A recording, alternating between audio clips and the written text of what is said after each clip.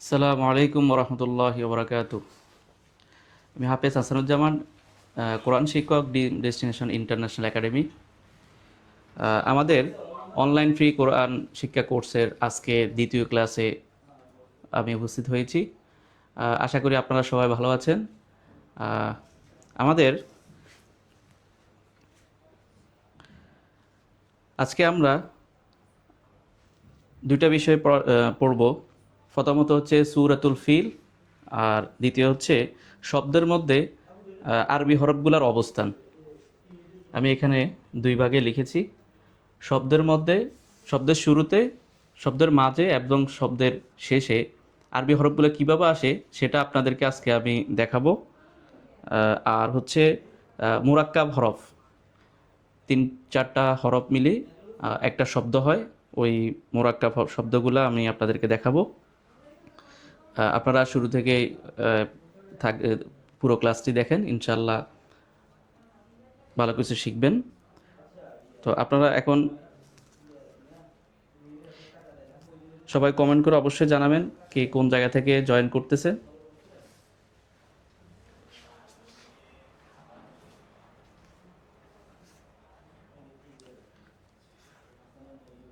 আমরা 2 মিনিটের মধ্যে আমরা মূল ক্লাসে চলে যাব।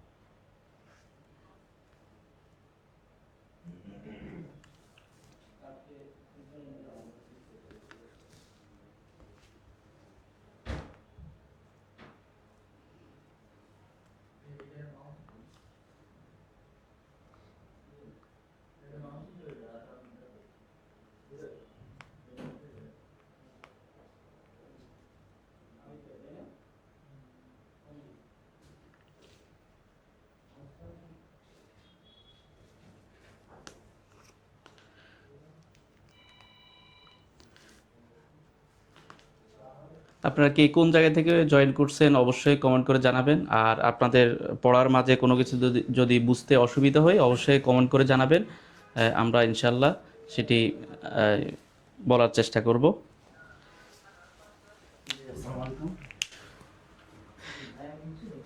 আমরা গতকালকে পড়েছি আরবি হরফ 29টি হরফ পড়েছি। আজকে হচ্ছে এই হরফগুলা কোরআন শরীফের মাঝে প্রতিটি শব্দের মাঝে শুরুতে কি আসলে কিভাবে আসে, মাঝে আসলে কিভাবে আসে এবং শেষে আসলে কিভাবে হরফগুলো আসবে সেই সূরতগুলো আমরা শিখব। তো দেখেন, প্রথমত হচ্ছে বা। বা যদি শব্দের শুরুতে আসে, বা যদি শব্দের শুরুতে আসে তাহলে এভাবে এক দাঁত, এই যে ছোট করে যে দাগটা আছে এটাকে বলা হয় আরবিতে, আরবি কায়দাতে বলা হয় দাগ। অর্থাৎ এক দাঁতের নিচে এক নুক্তা, এক দাঁতের নিচে এক নুক্তা, এই এক দাঁতের নিচে এক নুক্তা হবে বা। বা যদি শব্দের শুরুতে আসে তাহলে আমরা এভাবে লিখব। আর বা যদি শব্দের মাঝখানে আসে তাহলে এভাবে আসবে, এক দাঁতের নিচে এক নুক্তা বা। আর বা বা শেষে আসলে এভাবে আসবে, শেষের সূরাতে বাটা এভাবে আসবে। তাহলে আমাদের শব্দের শুরুতে বা, শব্দের মাঝে বা এবং শব্দের শেষে বা, এই বিষয়গুলো খুবই গুরুত্বপূর্ণ। কারণ হচ্ছে হরফগুলা মূল হরফের সূরত একরকম থাকে, কিন্তু শব্দের মধ্যে হরফের ভিন্নতা লক্ষ্য করা যায়। শব্দের শুরুতে বাটা এভাবে আসবে, শব্দের মাঝে এবং শব্দের শেষে। হ্যাঁ, আপনারা অবশ্যই লেখাগুলো, হরফগুলো খাতার মধ্যে লিখে নেবেন। তা আর এছাড়াও আমরা আপনাদেরকে এই পড়াগুলোর যে প্রয়োজনীয় লেসনের পিডিএফগুলো আমরা অবশ্যই গ্রুপে পোস্ট করে দিব, আপনারা সেখান থেকে নিয়েও পড়তে পারবেন। একটু মনোযোগ দিয়ে পড়াটা ধরুন, তাহলে ইনশাল্লাহ পিডিএফ থেকে পড়তে আপনাদের জন্য অনেক সহজ হবে। এরপরে আসে নুন। নুন নুন হচ্ছে এক দাঁত দিয়ে, নুন এক দাঁতের উপর এক নোক্তা দিলে নুন, এক দাঁতের উপর এক নোক্তা দিলে নুন, এক দাঁতের উপর এক নোক্তা দিলে নুন হবে। নুন শব্দের শুরুতে এভাবে আসবে, শব্দের মাঝে নুন এভাবে আসবে, আর শব্দের শেষে আসবে নুন গোল করে মাঝে নুক্তা হবে। তাহলে দেখেন বা আর নুনের সুরত একই, বার নিচে এক নুক্তা আর নুনের উপরে এক নুক্তা হবে, বার নিচে এক নুক্তা হবে, নুনের উপরে এক নুক্তা হবে। বার উপরে, বার নিচে এক নুক্তা, নুনের উপরে এক নুক্তা। তো এই বিষয়টা অবশ্যই খেয়াল রাখবেন, কারণ নুক্তা দিয়ে হচ্ছে আপনাকে হরফগুলা চিনতে হবে, নুক্তা দিয়ে হরফগুলা আপনাকে চিনতে হবে। উপরে এক নুক্তা হলে নুন, উপরে এক নুক্তা নুন, হ্যাঁ, নুনের উপরে এক নুক্তা। তাহলে নুন শুরুতে আসলে এই সুরতে আসবে, মাঝে এবং নুন শেষে আসলে পুরো নুনটা আসবে। এরপর আসে ফা। এই হরফটার নাম কি? ফা। ফা হচ্ছে শুরুতে আসলে এই ফা এর মাথাটা আসবে। মূল হরফটা হচ্ছে এটা হচ্ছে ফা।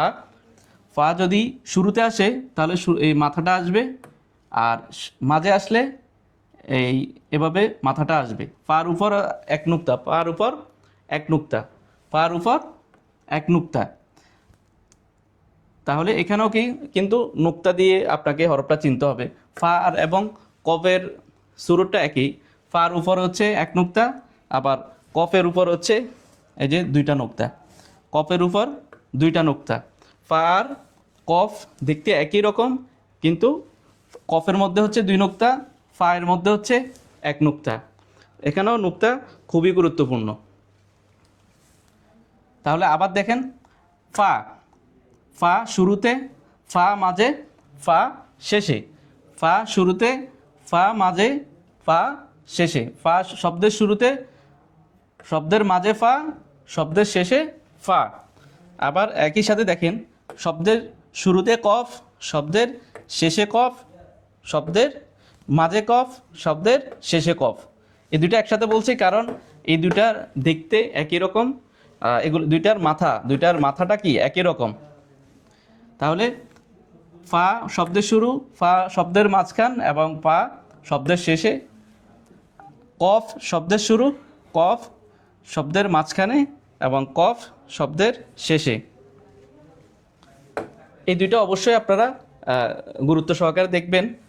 আপনাদেরকে হরফগুলো চিনতে হলে নুক্তা দিয়ে চিনতে হবে। নুক্তা, এই যে গোল চিহ্ন যেগুলো দেখতেছেন এগুলো হচ্ছে কি নুক্তা, এগুলো দিয়ে আপনাকে হরফগুলো হচ্ছে চিনতে হবে। নুক্তাওয়ালা যতগুলো হরফ আছে সেগুলোকে নুক্তা দিয়ে আপনাকে চিনতে হবে। তাহলে আমাদের পা গেল। এর আগে পড়ছি আমরা বা, বার নিচে এক নুক্তা, নিচে এক নুক্তা হলে বা, এটা সবসময় মনে রাখবো। এক দাঁতের নিচে এক নুক্তা হলে বা, এক দাঁতের নিচে এক নুক্তা হলে বা, এক দাঁতের উপর এক নুক্তা হলে নুন, এই নুন আর বা। এরপর হচ্ছে ফা, ফার উপর এক নুক্তা হবে, ফা শুরু, মধ্য, শেষ। আর কফের উপর দুই নুক্তা হবে, কফ শুরু, মধ্য এবং শেষ। এরপর আসেন গয়েন। এটা হচ্ছে গয়েন, পুরো হরফটা হচ্ছে এভাবে লেখা হয়, মূল হরফ। আর এই গয়েন যখন শব্দের শুরুতে আসবে, গয়েনটা যখন আমরা শব্দের শুরুতে পড়ব তখন গয়েনের শুরুটা হবে এভাবে, শুধু এই যে গয়েনের মাথাটা আসবে, গয়েনের শুরুতে আসবে এভাবে, শব্দের শুরুতে আসবে, শব্দের মাঝখানে এবং শব্দের শেষে, শেষে পুরো হরফটা আসবে। তাহলে দেখেন গয়েন, এটা একটু বেশ কম আছে।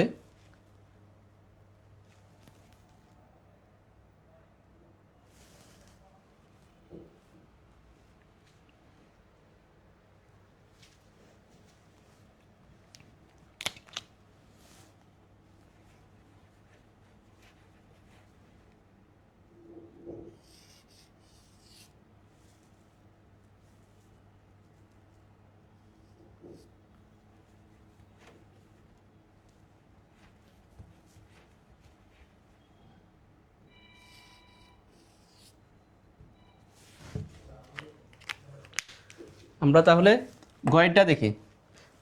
গয়েন শব্দের শুরুতে, গয়েন শব্দের মাঝখানে এবং গয়েন শব্দের শেষে।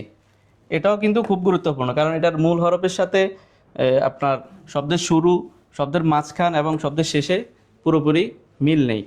এজন্য এটা আপনারা ভালোভাবে দেখতে হবে। তাহলে আবার দেখেন, গয়েন শব্দের শুরু, গয়েন শব্দের মাঝখান এবং গয়েন শব্দের শেষে। আমরা এগুলাকে এমনভাবে পড়তে হবে যাতে এটার প্রতিটা হরফের শুরু, মাঝখান এবং শেষ ভালোভাবে আমাদের ব্রেনে গেঁথে যায়। তাহলে হচ্ছে যখন আমরা মূল তেলাওয়াতে যাব, হরকত দিয়ে পড়া শুরু করব, তখন আমাদের জন্য পড়াটা অনেক ইজি হয়ে যাবে। এরপর আসে জিম। জিম মূল হরফ, জিম হচ্ছে মূল হরফটা হচ্ছে এটা। আর জিম যদি শব্দের শুরুতে আসে তাহলে এই যে এভাবে আসবে, শব্দের মাঝখানে আসবে এভাবে, এবং শব্দের শেষে মূল জিমটা আসবে। তাহলে আবার দেখেন, জিম শব্দের শুরু, জিম শব্দের মাঝখান এবং জিম শব্দের শেষে। আবার দেখেন, জিম শব্দের শুরুতে, জিম শব্দের মাঝখানে আসলে এভাবে হবে, আর শব্দের শেষে আসলে এভাবে আসবে।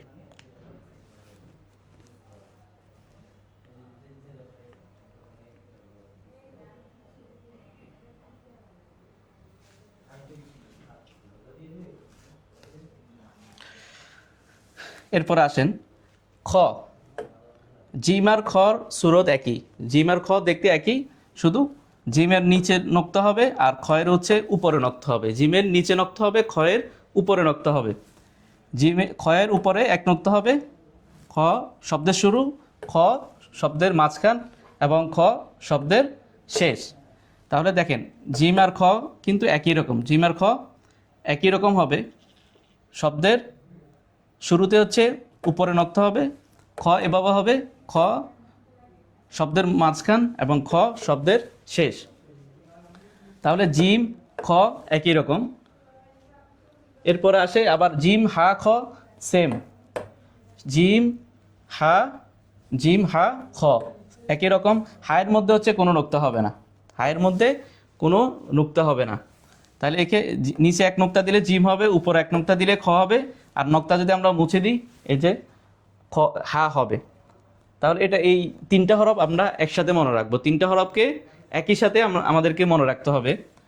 একই রকম লেখা, কিন্তু আমরা নুক্তা দিয়ে হরফগুলো চিনতে হবে। নিচে এক নুক্তা দিলে জিম, উপরে এক নুক্তা দিলে খ, আর নুক্তা ছাড়া হচ্ছে হা। আবার দেখেন, শব্দের শুরুতে জিম, শব্দের মাঝখানে জিম, শব্দের শেষে জিম। শব্দের শুরুতে খ, শব্দের মাঝখানে খ, শব্দের শেষে খ। শব্দের শুরুতে হা, শব্দের মাঝখানে হা, শব্দের শেষে হা। এরপরে আসি দদ। এরপরে দদ, এই যে দদ, দদ মূল হরফটা হচ্ছে এটা। আর এই দদ যখন শব্দের শুরুতে আসবে তখন দদের এই যে মাথাটা আসবে, দদের মাথাটা আসবে, দদের উপর এক নুক্তা হয়, দদের উপর এক নুক্তা হবে। এটা অবশ্যই মনে রাখতে হবে, দদের উপর এক নুক্তা। দদ শব্দের শুরু, দদ শব্দের মাঝখান এবং দদ শব্দের শেষে। দদ, দদ, দদ শব্দের শুরুতে আসবে এভাবে, শব্দের মাঝখানে আসবে এভাবে, শব্দের শেষে এভাবে আসবে। এগুলো যখন আমরা মোরাক্কাব হরফগুলা লিখে পড়তে থাকবো তখন হচ্ছে এই হরফগুলা আপনার মোরাক্কাব আকারে আসবে, অর্থাৎ শব্দের মধ্যে কিভাবে আসবে তখন আমরা বিস্তারিত দেখতে পারবো। এখন হচ্ছে আমরা জাস্ট সুরতগুলো আপনাদেরকে আলাদা আলাদাভাবে দেখাচ্ছি, যাতে করে আপনারা মূল পড়ায় গেলে তখন বুঝতে পারেন। দদ শব্দের শুরু, দদ শব্দের মাঝখান এবং দদ শব্দের শেষ। এরপর আসেন, দদ আর সদ একই রকম, দদ এবং সদ দেখতে একই রকম। সদের মধ্যে নুক্তা হবে না, সদের মধ্যে নুক্তা হবে না, কিন্তু দদের মধ্যে নুক্তা আছে। নুক্তা সহ হচ্ছে সদ, দদ, নুক্তা ছাড়া সদ। এই যে দেখেন, সদ শব্দের শুরু, সদ শব্দের মাঝখানে এবং সদ শব্দের শেষে। তাহলে আমরা একসাথে দদ দিয়ে একসাথে দুইটা হরফ শিখতেছি। নুক্তা ছাড়া, নুক্তা ছাড়া হচ্ছে সদ শব্দের মাঝখান, শব্দের শেষ, আর শব্দের শুরু, শব্দের মাঝখান, শব্দের শেষ। এরপর আসি তা। এরপর হচ্ছে তা, দেখেন এক দাঁত। এর আগে আমরা কি পড়ছি, এখানে হচ্ছে এক দাঁতের উপর দুই নোক্তা তা, এক দাঁতের উপর দুই নোক্তা তা।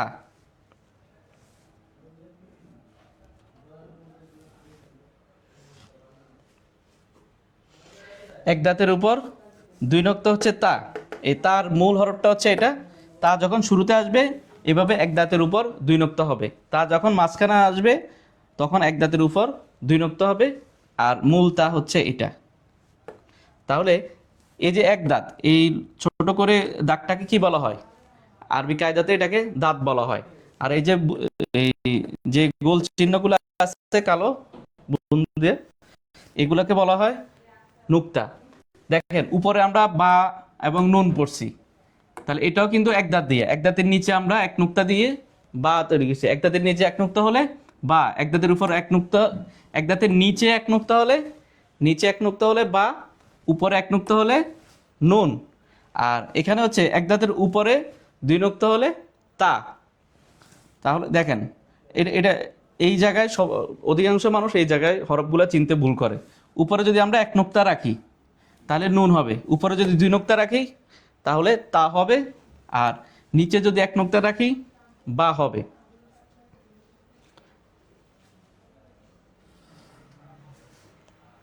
একই রকম ভাবে নিচে যদি এক নুক্তা রাখি তাহলে বা, আর নিচে যদি দুই নুক্তা রাখি তাহলে ইয়া হবে। নিচে দুই নুক্তা হলে ইয়া, অর্থাৎ এক দাঁতের নিচে এক নুক্তা হলে ইয়া।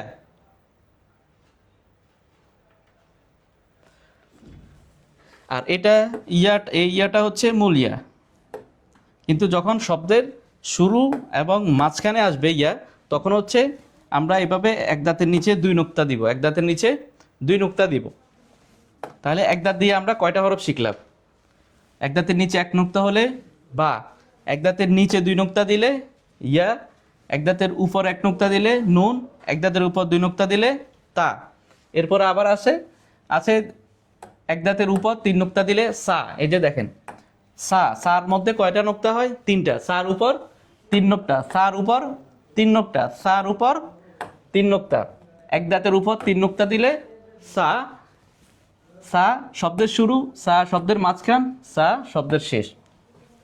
তাহলে আমরা এক দাঁত দিয়ে পাঁচটা হরফ পাইছি। এক দাঁত দিয়ে কয়টা হরফ পাইছি? পাঁচটা। এই এক দাঁত দিয়ে আমাদেরকে পাঁচটা হরফকে মনে রাখতে হবে। তাহলে এটা আমরা আরেকবার দেখি। এই যে এক দাঁত, আমি বারবার এই দাঁতটা দেখাচ্ছি কারণ এই পাঁচটা হরফ বারবার আসবে। এই পাঁচটা হরফ কোরআন শরীফে বারবার আসবে। আপনাদেরকে এই নুক্তা দিয়ে হচ্ছে প্রথমে একটু কষ্ট হইতে পারে, কিন্তু যখন বারবার আপনি পড়বেন তখন এটা অনেক ইজি হয়ে যাবে, মাথায় গেঁথে যাবে। দেখেন এক দাঁত, এক দাঁতের নিচে এক নুক্তা বা, বা শুরু, বা মাঝখান, বা শেষ। এরপরে হচ্ছে এক দাঁতের উপর এক নুক্তা নুন, এক দাঁতের উপর এক নুক্তা নুন, নুন শব্দের শুরু, নুন শব্দের মাঝখান এবং নুন শেষ। এরপরে আসে এক দাঁতের উপর দুই নুক্তা, এক দাঁতের উপর দুই নুক্তা হলে তা, এক দাঁতের উপর দুই নুক্তা হলে তা। আপনারা বসে থাকবেন, আপনারা আমার সাথে সাথে অবশ্যই বারবার বলতে হবে, তাহলে হচ্ছে আপনাদের একসাথে পড়াটা শেষ হয়ে যাবে, ভালো করে শিখতে পারবেন। এক দাঁতের উপর দুই নুক্তা কি? তা। এক দাঁতের উপর দুই নুক্তা তা, এক দাঁতের উপর দুই নুক্তা তা। দেখেন শব্দের শুরু, তা শব্দের শুরু, তা শব্দের মাঝখান এবং তা শব্দের শেষ। এরপর হচ্ছে ইয়া, এক দাঁতের নিচে দুই নুক্তা হলে ইয়া, এক দাঁতের নিচে দুই নুক্তা কি? ইয়া, এক দাঁতের নিচে দুই নুক্তা ইয়া, এক দাঁতের নিচে দুই নুক্তা ইয়া। ইয়া শব্দের শুরু, ইয়া শব্দের শেষ এবং ইয়া শব্দের শেষ। ইয়া শব্দের শুরু, ইয়া শব্দের মাঝখান এবং ইয়া শব্দের শেষ। এরপর আসেন সা, এক দাঁতের উপর তিন নুক্তা হলে সা, এক দাঁতের উপর তিন নুক্তা সা, সা শব্দের শুরু, সা শব্দের মাঝখান এবং সা শব্দের শেষ। আচ্ছা, এখানে আরেকটা হচ্ছে কফ। কফ আমরা ফা এর সাথে পড়েছি, কফ ফা। কফ আর ফা কিন্তু একই রকম দেখতে, মাথাটা কফের এবং ফা এর মাথাটা কিন্তু একই রকম গোল চিহ্ন দ্বারা। আর কফের মধ্যে হচ্ছে দুই নুক্তা, কফের মধ্যে দুই নুক্তা। এই যে দেখেন কফ শুরু এবং মাঝখানে কিন্তু একই রকম ফায়ের মতো, ফায়ের সাথে কফের সাথে মিল আছে একই রকম গোল চিহ্ন দ্বারা। ফায়ের মধ্যে এক নুক্তা হবে, কফের মধ্যে দুই নুক্তা হবে। ফায়ের মধ্যে এক নুক্তা হবে, কফের মধ্যে দুই নুক্তা হবে। তাহলে কফ শব্দের শুরু, কফ শব্দের মাঝখান এবং কফ শব্দের শেষ। এরপরে আসি আমরা এই যে 3 দাঁত, এটা হচ্ছে কি শিন, এটা হচ্ছে শিন। শিনের উপরে 3 নোক্তা থাকে, শিনের উপর 3 নোক্তা থাকে, শিনের 3টা দাঁত থাকে। প্রথমত শিনের 3টা দাঁত, এই যে 1টা দাঁত, 2টা দাঁত, 3টা দাঁত, 3 দাঁতের উপর 3 নোক্তা হলে শিন।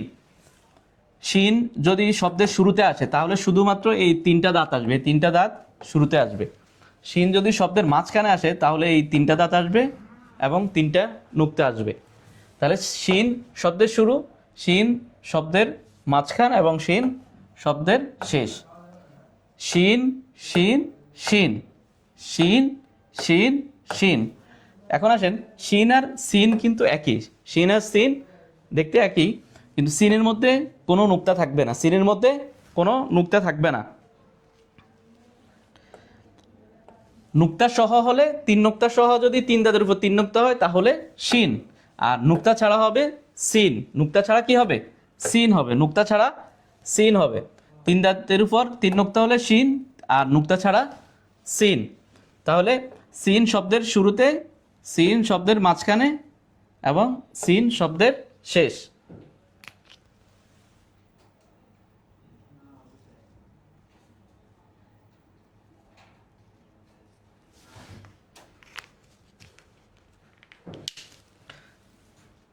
তাহলে আমরা দেখি সিন শব্দের শুরু, সিন শব্দের মাঝখানে এবং সিন শব্দের শেষে।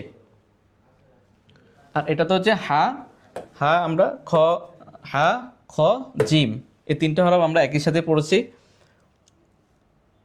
হা হচ্ছে নক্তা ছাড়া, হার মাথা শুরুতে এভাবে আসবে, মাঝে এভাবে এবং শেষে এইভাবে। জিমের নিচে 1 নক্তা হবে, মাঝে, শুরুতে, মাঝে এবং শেষ। তারপরে খ, খয়ের উপর 1 নক্তা হবে। এই যে নক্তাগুলা বারবার আপনারা খেয়াল করবেন। খ শুরু, খ মধ্য, খ শেষ। এরপর আসেন আইন। এই যে আইন, আইন যদি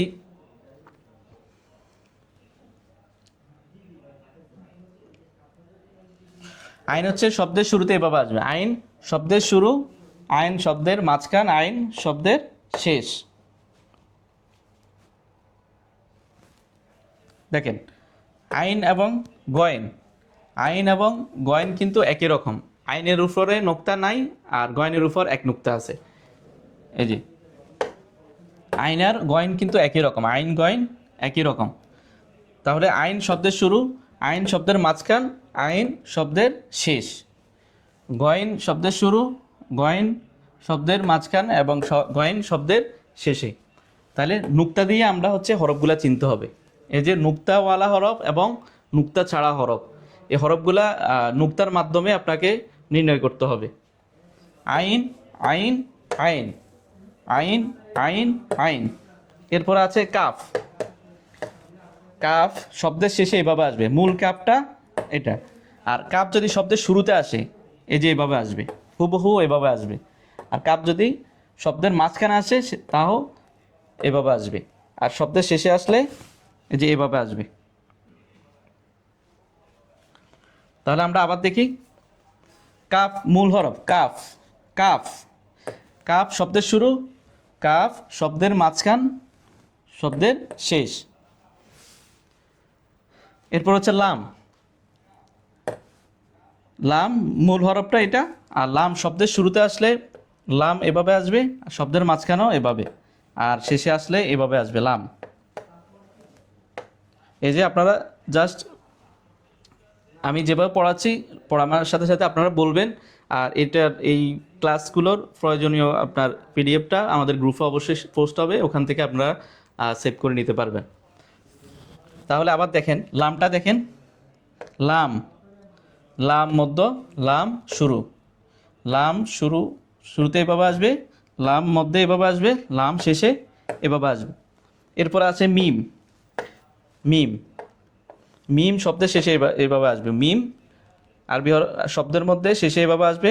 মিম শুরুতে হলে এই যে এভাবে আসবে মিম। কোরআন শরীফে যেভাবে আসে আমরা সেভাবে লেখার চেষ্টা করেছি। মিম, মিম মাঝখানে, শব্দের মাঝখানে আসলে এই যে এভাবে আসবে, আর শেষে হচ্ছে এই শুরুতে আসবে। তাহলে আবার দেখেন, মিম মিম মিম, লাম লাম লাম, এরপর হচ্ছে হা। এই যে হা, এই হাটা যদি শব্দের শুরুতে আসে এভাবে আসবে, আর হা যদি শব্দের মাঝখানে আসে এই যে এভাবে আসবে, হা শব্দের শেষে এভাবে আসবে। এখন আসি, আমরা আরেকবার পুরো পড়াটা রিভাইজ দিব। আপনারা আমার সাথে সাথে আরেকবার করে বলবেন। আর এরপরে আপনারা বাসায় আমরা যে পিডিএফটা গ্রুপে দিব, পোস্ট করব, ওটা হচ্ছে সেভ করে ওখানে হুবহু সেম সিস্টেমে লেখা আছে, আপনারা ওখান থেকে পড়ে নিতে পারবেন। এবার আসেন, বা, বা শুরু, বা মধ্য, বা শেষ। এই যে উপরে আমরা লিখে দিয়েছি, শব্দের শুরুতে এক সুরত, মাঝখানে আরেক সুরত এবং শেষে আরেক সুরত। এভাবে আপনারা পড়াটা দেখবেন। বা, বা, বা, বা, বা, বা, নুন, নুন, নুন, ফা, ফা, ফা, ফা, ফা, ফা, গইন, গইন, গইন, গইন, গইন, গইন, জিম, জিম, জিম, জিম শুরু, জিম মধ্য, জিম শেষ। খ, খ, খ, দদ, দদ, দদ, দদ শুরু, দদ মধ্য, দদ শেষ।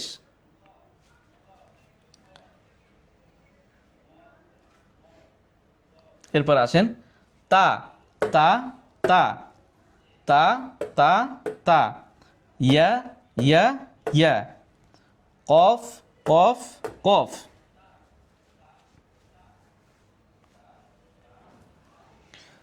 সা, সা, সা, শিন, শিন, শিন, হা, হা, হা, সিন, সিন, সিন।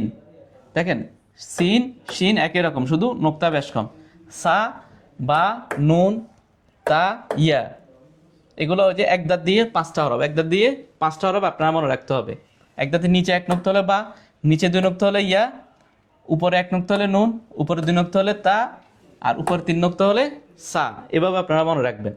এরপর হচ্ছে সদ, সদ, সদ, সদ আর দদ একই রকম, সদ আর দদ একই রকম। আইন, আইন, আইন, আইন এবং গয়ন হচ্ছে একই রকম, শুধু গয়নের মধ্যে একটা নুক্তা হবে আর আইনের মধ্যে কোনো নুক্তা হবে না। এরপর আসেন কাফ। এই যে কাফ, কাফ শুরুতে এভাবে, মাঝে এভাবে, শেষে এভাবে আসবে। এরপর হচ্ছে লাম, লাম শুরু, লাম মধ্য, লাম শেষ। মিম, মিম, মিম, হা, হা, হা।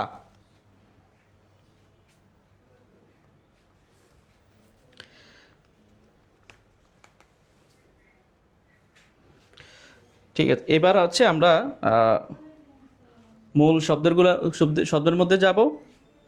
এতক্ষণ আমরা পৃথকভাবে দেখেছি, এখন হচ্ছে মোরাক্কাব হরফগুলো আমরা লিখবো, শব্দগুলো লিখবো, লিখে সেখান থেকে আমরা পড়ার চেষ্টা করব।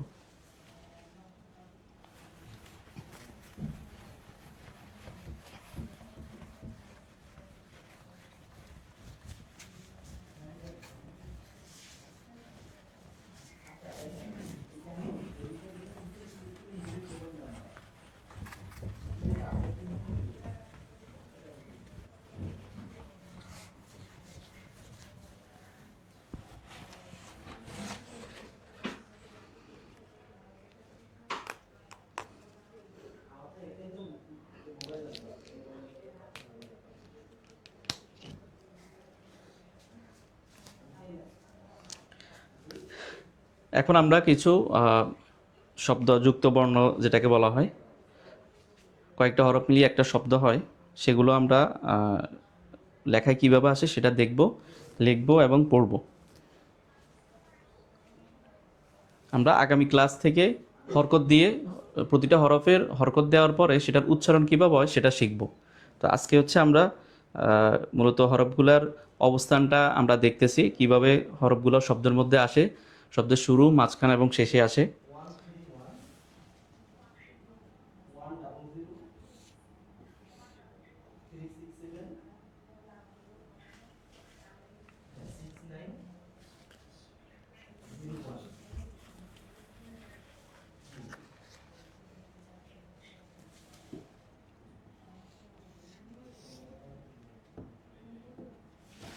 দেখেন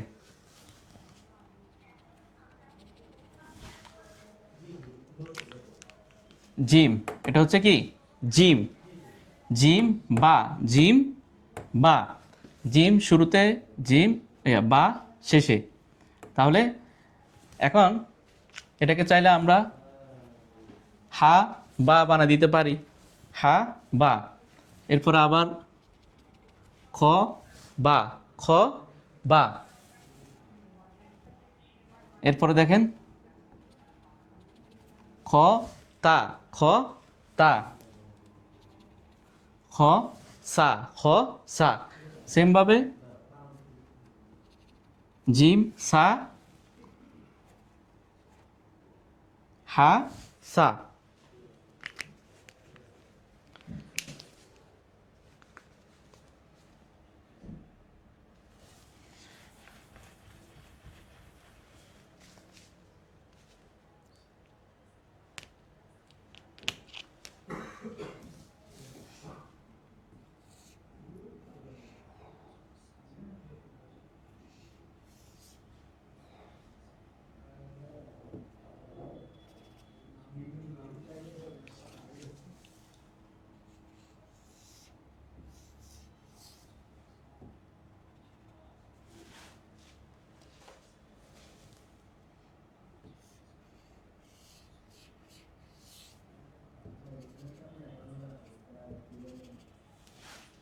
এরপরে দেখেন বা জিম, বা জিম, বা শুরুতে এভাবে, জিম শেষে এভাবে।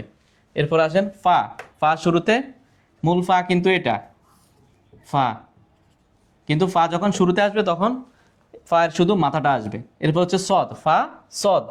এখন এটাকে চাইলে আমরা দদ বানিয়ে দিতে পারি, ফা দদ। আবার এটাকে আমরা কফ বানিয়ে দিতে পারি, ফার মাথার উপর দুই নক্ত হলে কফ, ফার মাথার উপর দুই নক্ত হলে কি হবে, কফ হবে। এভাবে হরফগুলা গঠন হয়। এরপর আসেন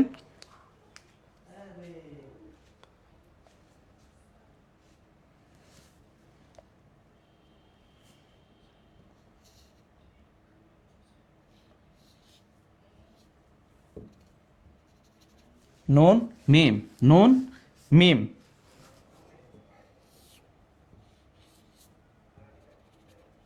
লাম জ, আমরা পড়েছি লাম শুরুতে আসলে এভাবে লম্বালম্বিভাবে একটা দাগ টানা হবে, সেটা হচ্ছে লাম। হ্যাঁ, এরপর হচ্ছে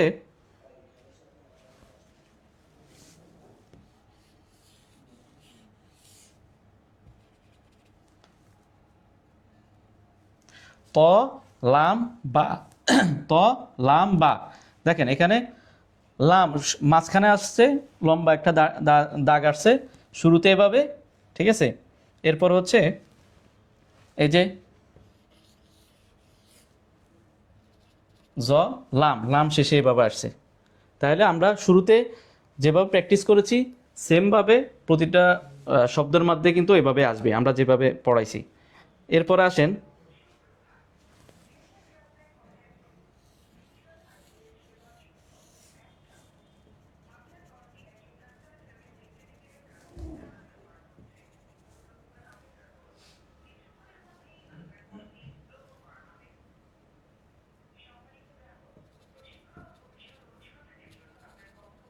দেখেন ইয়া শুরুতে এভাবে, ইয়া শুরুতে এভাবে। এরপর কফ, কফের মাথা, এখানে দুই নুক্তা দিয়েছি এর জন্য কফ হয়েছে। এরপর যদি আমরা এক নুক্তা দিই তাহলে ফা হয়ে যাবে, এক নুক্তা দিলে কি হয়ে যাবে, ফা হয়ে যাবে। এরপর উপর দুই নুক্তা দিছি, তা, তা শুরুতে মাঝখানে আসে এইভাবে। এবং আমরা যদি নিচে এক নুক্তা দিই তাহলে সেটি কি বা। আবার নিচে দুই নুক্তা দিলে কি হয়ে যাবে, ইয়া হয়ে যাবে। ইয়া শুরু, ইয়া মধ্য, আর ইয়া হচ্ছে শেষে হচ্ছে মূল ইয়াটা আসবে। এরপর দেখেন নুন, নুন, এই যে নুন মাঝখানে এভাবে, নুন শুরুতে এভাবে, আর নুন শেষে এভাবে। আশা করি আপনারা বিষয়টা বুঝতে পারছেন।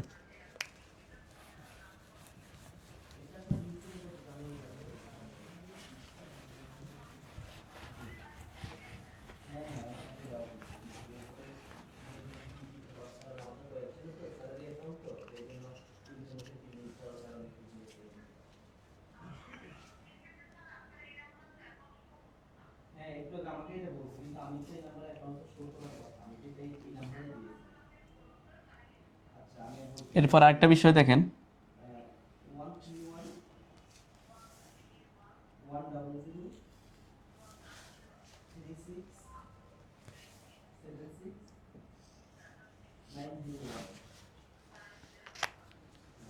এটা খুবই গুরুত্বপূর্ণ।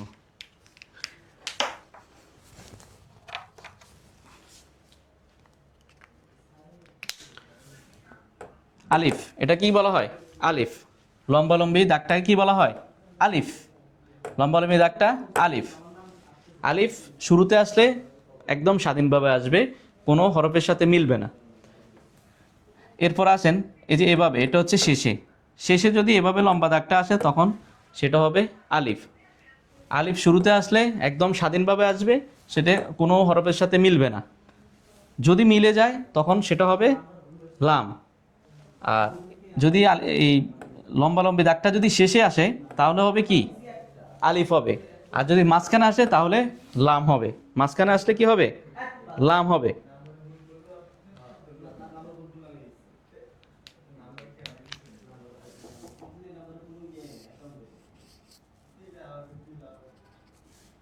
এই যে শুরুতে লম্বালম্বী দাগ আসলে সেটা হবে কি? লাম। মাঝখানে আসলো লাম হবে, কিন্তু যদি শেষে আসে তাহলে কি হবে? আলিফ হবে।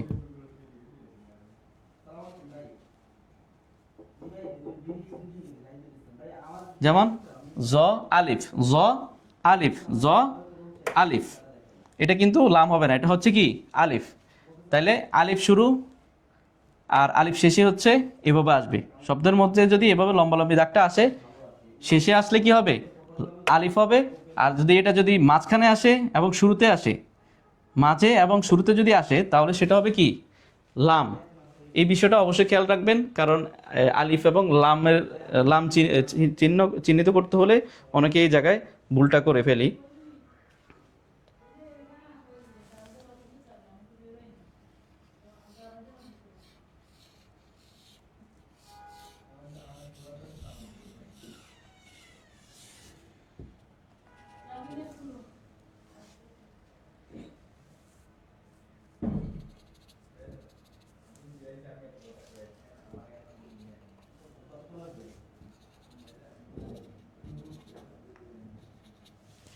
এরপর দেখেন, আমরা লম্বা একটা শব্দ নিয়েছি, মিম।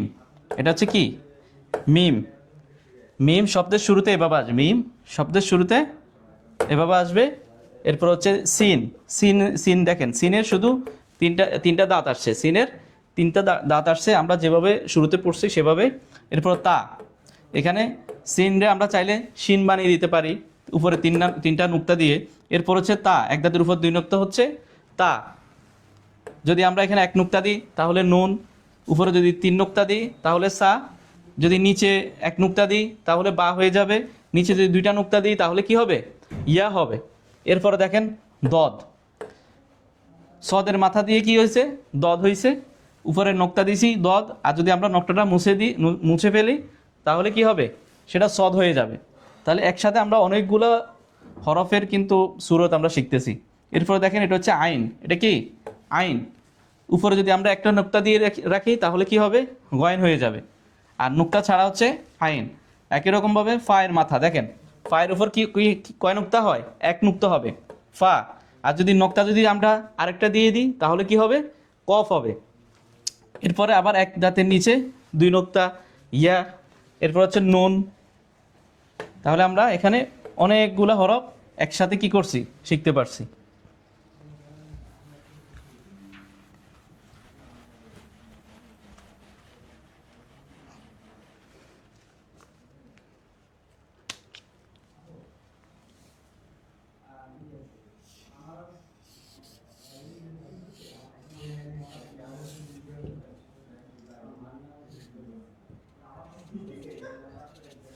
এরপর আসেন লাম। লাম, লাম শুরুতে আসলে এই যে লম্বালম্বী যে দাগটা আছে সেটা হচ্ছে কি? লাম। যদি শুরুতে আসে লাম হবে, মাঝে আসলে এভাবে হবে। লাম শুরুতে আসলে এভাবে, লাম মাঝে হলে শুধু লম্বা দাগটা আসবে। এরপর আইন। আইন, এরপর আবার দেখেন লাম, এরপর হচ্ছে কি মিম, মিম মাঝখানে আসলে সবসময় এভাবে হবে, মিম শব্দের মাঝখানে যদি আসে তাহলে এভাবে হবে, ইয়া আর হচ্ছে নুন।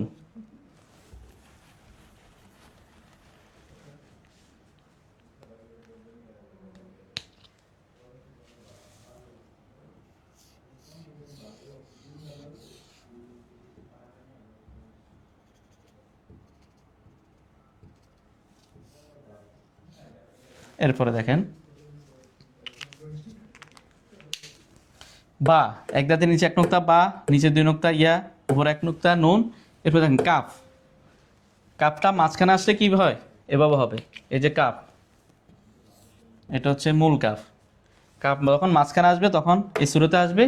এরপরে মিম, দেখেন মিম মাঝখানে এভাবে, আর এই যে শেষে, শেষে হচ্ছে কি আলিফ, এটা যদি শুরুতে আসে তখন কি হবে, লাম হবে। যদি মাঝখানে আসে তখনও কি হবে, লাম হবে। আর যদি শেষে আসে তাহলে আলিফ হবে। এটা অবশ্যই খেয়াল রাখবেন।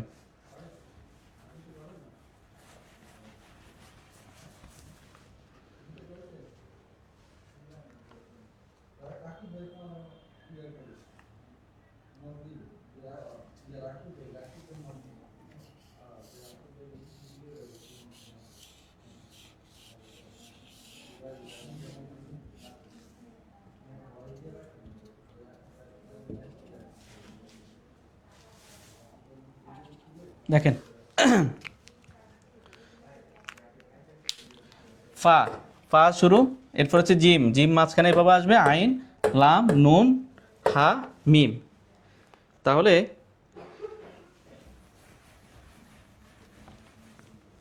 আমরা আজকে কায়দা থেকে কি কি শিখলাম, একটা হরফের যখন শব্দের শুরুতে আসবে, শব্দের মাঝখানে কিভাবে আসবে এবং শব্দের শেষে কিভাবে আসবে সেটা আমরা পৃথকভাবে আপনাদেরকে দেখিয়েছি। এখন এবং বিভিন্ন শব্দ আমরা লিখিয়ে আপনাদেরকে দেখাইছি যে কিভাবে শব্দের শুরু এবং মাঝে এবং শেষে হরফগুলো আসতে পারে। আশা করি আপনারা ক্লাসটি ভালোভাবে দেখেছেন এবং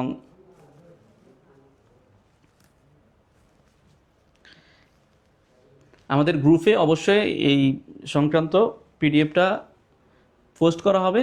আপনারা অবশ্যই সেটি সেভ করে নেবেন, সেভ করে 10-15 মিনিট করে অবশ্যই প্র্যাকটিস করবেন। প্র্যাকটিস করলে ইনশাল্লাহ আপনারা পড়াটা শিখতে পারবেন। তো এখন আমরা চলে যাব সূরা মাশকের মধ্যে।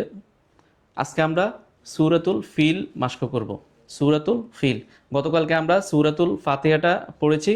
আশা করি আপনারা সেটা শিখতে পারছেন। আর যদি কোথাও কোনো উচ্চারণের সমস্যা হয় আমাকে অবশ্যই ইনবক্সে আপনারা আপনাদের তেলাওয়াতটাকে রেকর্ড করে আমাকে ভয়েসটা পাঠাবেন, তাহলে আমি অবশ্যই আপনাদেরকে ফিডব্যাক দিতে পারবো। তো আজকে আমরা সূরাতুল ফিলে যাব। সূরাতুল ফিল। আউযু বিল্লাহি মিনাশ শাইতানির রাজীম। আপনারাও আমার সাথে সাথে বলবেন, আমি যেভাবে বলবো ভেঙে ভেঙে আপনারা আমার সাথে অবশ্যই প্র্যাকটিস করতে হবে। যদি আমার সাথে মাশক না করেন তাহলে কিন্তু আপনারা শিখতে পারবেন না। বিসমিল্লাহির রহমানির রহিম।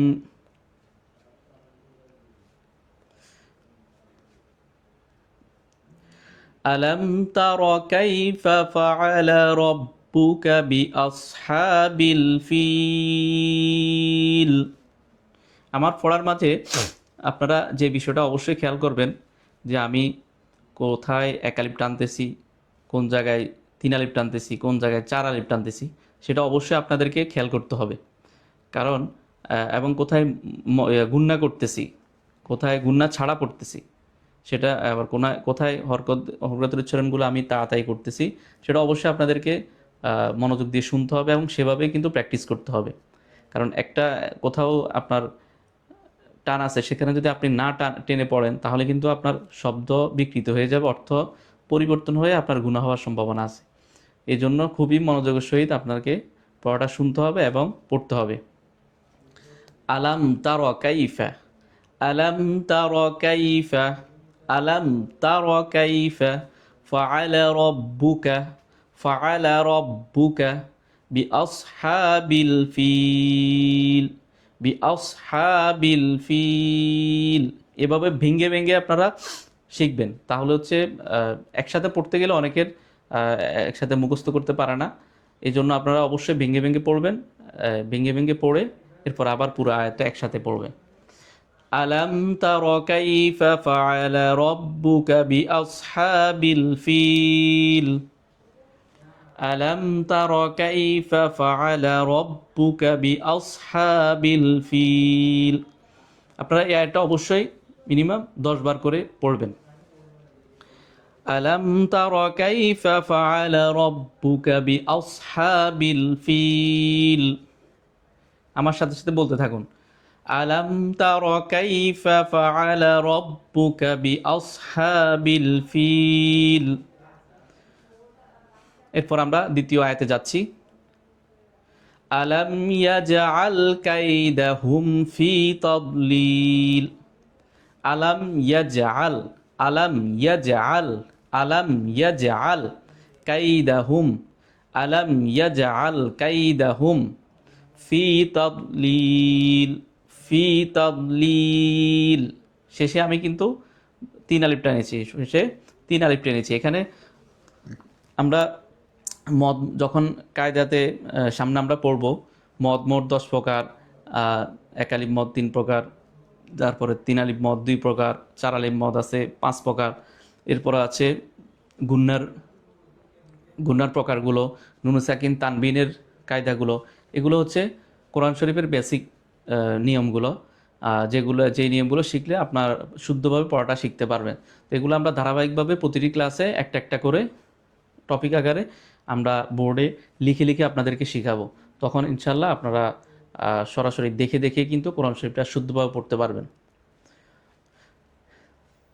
আলাম ইয়াজআল কাইদাহুম ফি তাদলিল আলাম ইয়াজআল আলাম ইয়াজআল কাইদাহুম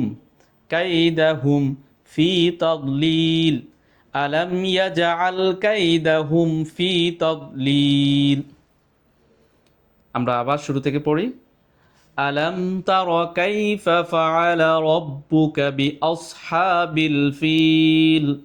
আমার প্রতিটা হরফের উচ্চারণ সেটা আপনারা অবশ্যই খেয়াল করবেন। আমি কিভাবে প্রতিটা হরফ উচ্চারণ করতেছি এবং পড়তেছি সেটা সেভাবে পড়ার চেষ্টা করবেন। আলাম তারা কাইফা ফাআলা রাব্বুকা বিআসহাবিল ফিল আলাম ইয়াজআল কাইদাহুম ফি তাদলিল আলাম ইয়াজআল কাইদাহুম ফি তাদলিল ওয়া আরসালা আলাইহিম তায়রান আবাবিল ওয়া আরসালা আলাইহিম। আমরা ভেঙে ভেঙে পড়ার চেষ্টা করি। ওয়া আরসালা আলাইহিম তায়রান আবাবিল তায়রান আবাবিল ওয়া আরসালা আলাইহিম তায়রান আবাবিল ওয়া আরসালা আলাইহিম তায়রান আবাবিল।